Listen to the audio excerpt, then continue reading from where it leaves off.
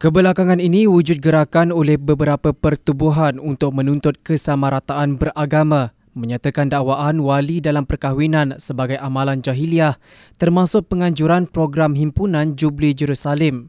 Itu antara contoh tindakan liberalisasi atau kelompok bergelar evangelisme untuk mencabar kedaulatan agama Islam sebagai agama rasmi persekutuan, dan secara langsung tindakan itu sebenarnya adalah satu kesalahan dalam perundangan negara.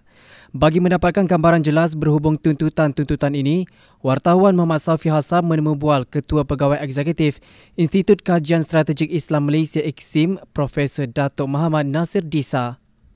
Baca Bible dia hidup dalam keadaan mengiktiraf dan menerima acceptance kepada orang lain.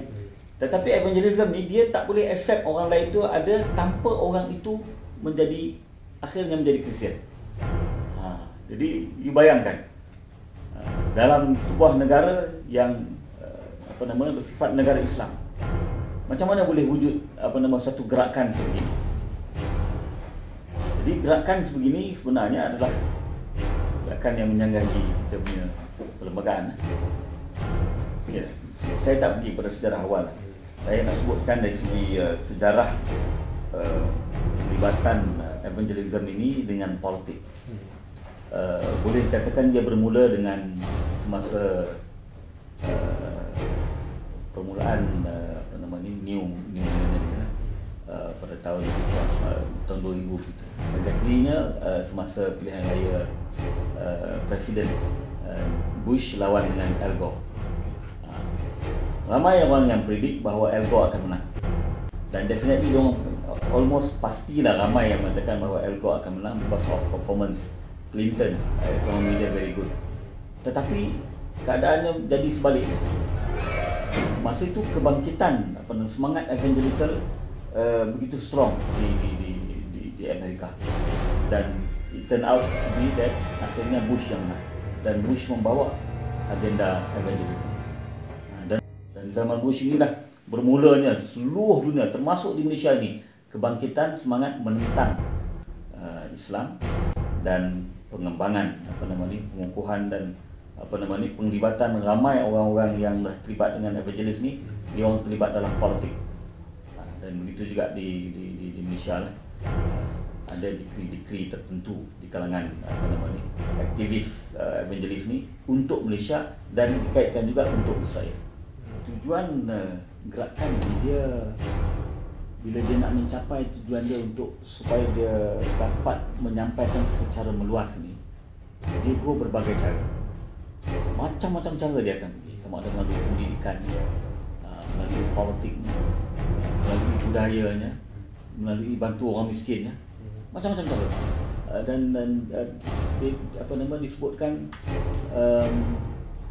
bahawa dia punya proses untuk dia melaksanakan kerja-kerja evangelism dia ni dilakukan dalam segenap bentuk cara. Dan sekarang ini yang dia nampak very effective cara politik. Jadi sebab itulah walaupun satu ketika orang Kristian ni dia berpemikiran sekular, maknanya politik dan agama itu tak campur, church dan pemerintahan itu tak campur, tetapi golongan evangelis ini dia kaitkan, dia gunakan dia duduk dalam politik, dia gunakan church nakkan kepada LGBT. Satu cara orientasi seks yang tegang-tegang bercanggah dengan undang-undang dan juga dengan hukum syarak. It's not only hukum syarak, it's undang-undang negara pun. Penal Code menjadikan itu sebagai kesalahan. How come you nak wujud satu jenis manusia lesbian sedangkan perbuatan lesbian itu is an offence? Macam mana dia nak wujudkan satu orang gay mengamalkan same sex punya marriage sedangkan it is an offence? Samalah maknanya macam diwujudkan sekelompok manusia pencuri, sekelompok masyarakat pencuri, sedangkan pencuri itu melakukan kesalahan. Jadi you tak boleh wujud satu kelompok jenis manusia pencuri. Dia adalah manusia biasa sebenarnya. Perbuatan dia tu yang menyebabkan dia kena pencuri. Macam dengan gay. Gay ni dia manusia biasa sebenarnya. Dia punya kecenderungan seks ni biasa. Tetapi kecenderungan yang dia bina tu menyalahi undang-undang. Tapi oleh kerana tak disekat, maka dia jadi ketagih. dia bukannya apa nama kita kata konsa ataupun apa nama istilah Melayu konsa ni dia memang dilahirkan mempunyai dua tu. Yang tu lain. Ya, ni yang gay, bisexual, apa nama ni, yang transgender, yang tukar apa semua ni. Ini adalah juga pengaruh-pengaruh daripada pemikiran yang ke arah evangelisme ni supaya jauh daripada Islam. Oleh kerana Islam mengharamkan itu, maka dia masukkan jauh-jauh ni supaya membenci Islam, menentang Islam, dan timbullah agenda Islamofobia dan Islam bashing. Bila Islamofobia dan Islam bashing ni berjalan, masuklah berjayalah evangelis ni.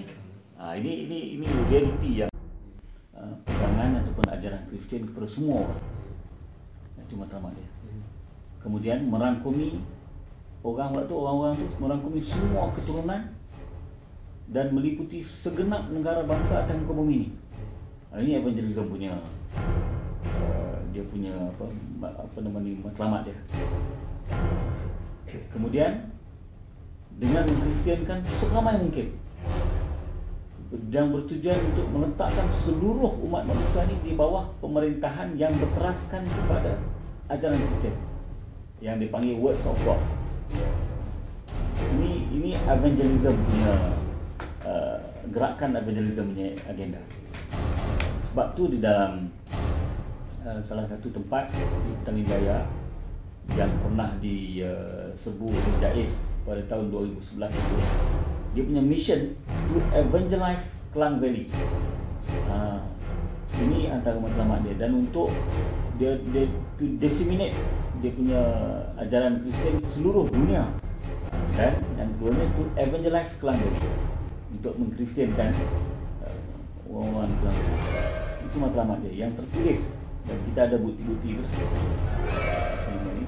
punya catatan dia di dekat dia punya apa nama di, saya tak perlu sebutlah nama tempat tu, di apa nama Petaling Jaya. Dan tujuan dia adalah untuk meletakkan supaya umat manusia ni semuanya duduk di bawah hegemoni Kristian punya apa nama ni, pemahaman dan pemikiran. Ini matlamat dia, gerakan evangelism ini. Dan dia berbeza daripada menganut agama Kristian yang biasa.